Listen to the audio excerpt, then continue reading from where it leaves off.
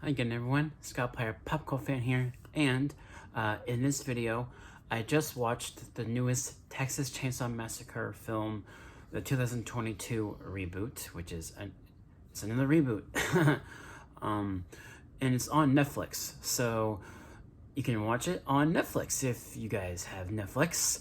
So yes, Texas Chainsaw Massacre 2022, it's another reboot, so once again, it's a sequel to the original film, ignoring the events of all the other films, similar to Halloween 2018, and even more comparisons to be made to Halloween 2018 is that one of the original survivors of the original film came back in this movie as a legacy character, because this is a legacy sequel similar to Terminator Dark Fate, to Halloween 2018. It's a movie very similar to that, and also treads a similar story as Texas Chainsaw 3D. Quickly though, what I want to say about that movie in particular, Texas Chainsaw 3D, I think that movie gets a lot of undeserved hate. I really like that movie. It's a movie I remember seeing in theaters with my whole family, actually.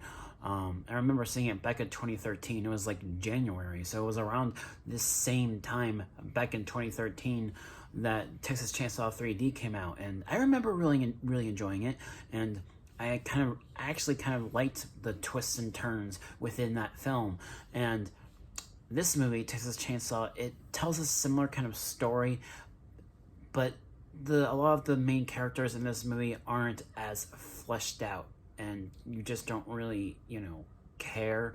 And it's a slasher film, teenagers or kids or young adults in their mid-20s or whatever getting killed off one by one by a killer. It's not a great film, but it's also not a bad film. It is one of the better films in the Texas Chainsaw film series. I like the 2003 remake and the beginning, which was a prequel to the remake. I like those films. I like the original 74 film, and I like Texas Chainsaw 3D. I've never seen the Leatherface movie, so I can't really give my thoughts on that one, but I like Texas Chainsaw 3D, and like the other movies I just mentioned, I like those, and I like this one too, this new one. I like how one of the producer of this movie, Fede Alvarez, I believe that's his name, the producer, he also wrote the story for this new film.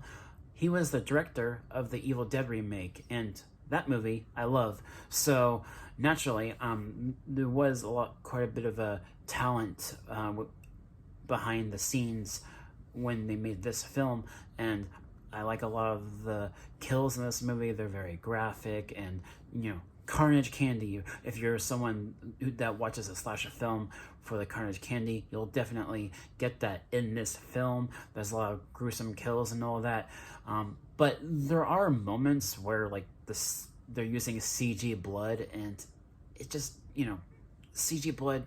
You really shouldn't do that in a horror film. They should just stick with practical blood, because CG blood, it's noticeable. That's my other criticism about this film. And like I said, characters make stupid choices in this film, and you don't really care for some of the characters in this film. I liked Leatherface. I thought he was quite aggressive, but there was one aspect of his character that made me think of Jason Voorhees in the Friday the 13th 2009 remake, where he was actually he actually had a little bit of intelligence the way he was taking out some of his victims in this film. And Leatherface, that's not really the character. He's not really supposed to be smart, because this is supposed to be a sequel to the original film, the original 74 film, and he doesn't feel like the same version of Leatherface from that original film.